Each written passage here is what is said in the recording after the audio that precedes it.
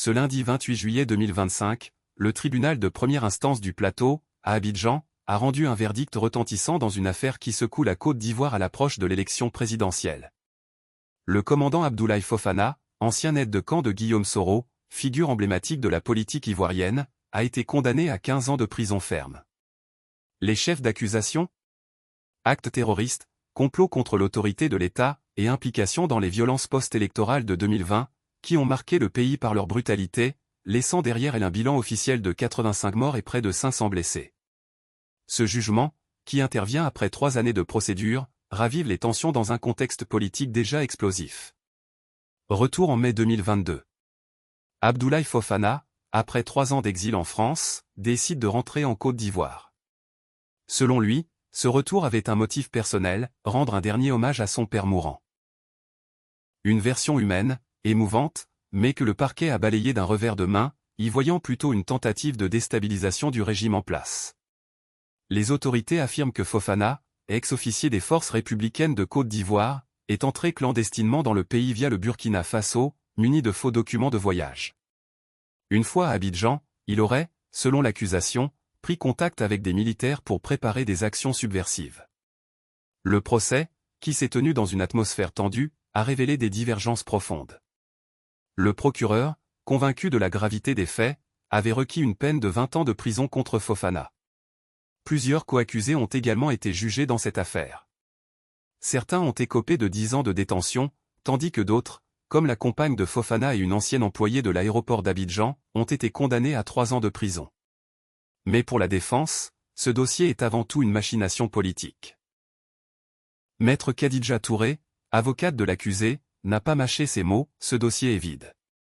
Il repose sur des oui-dire, sans preuve tangible. Selon elle, Abdoulaye Fofana est une victime collatérale, un pion dans une chasse aux sorcières visant Guillaume Soro, l'ancien président de l'Assemblée nationale, aujourd'hui en exil. Ce verdict ne peut être dissocié du contexte politique ivoirien, où les tensions s'exacerbent à l'approche de la présidentielle de 2025. Guillaume Soro, figure centrale de cette affaire, est lui-même sous le coup d'une condamnation à perpétuité pour tentative de déstabilisation. En exil depuis décembre 2019, il reste une figure influente, mais controversée, dont les partisans font l'objet de multiples procédures judiciaires. On cherche à atteindre Soro à travers ses proches, dénonce Maître Touré, pointant du doigt une instrumentalisation de la justice pour écarter les opposants du pouvoir. Les arrestations répétées de figures liées à Soro renforcent cette perception d'un acharnement judiciaire. Mais au-delà des accusations et des défenses, cette affaire pose une question plus large: la justice ivoirienne est-elle indépendante, ou sert-elle des intérêts politiques? Les violences post-électorales de 2020, qui servent de toile de fond à ce procès, ont profondément marqué le pays. Les images de manifestations réprimées, de familles endeuillées et de blessés ont ravivé les souvenirs douloureux des crises passées. En condamnant Abdoulaye Fofana, le tribunal cherche-t-il à envoyer un message ferme aux potentiels fauteurs de troubles, ou s'agit-il d'une nouvelle étape dans une lutte de pouvoir? Ce verdict intervient également dans un climat régional instable. Le passage présumé de Fofana par le Burkina Faso, pays en proie à ses propres défis sécuritaires, soulève des questions sur les réseaux transfrontaliers et leur rôle dans les dynamiques politiques ivoiriennes. Les autorités ivoiriennes, en liant cette affaire à des actes terroristes, veulent peut-être montrer leur détermination à protéger la stabilité nationale. Mais pour les partisans de Soro, ce procès n'est qu'un épisode de plus dans une série de répressions visant à museler l'opposition. Alors que la Côte d'Ivoire se prépare à une élection cruciale, ce jugement risque d'attiser les divisions.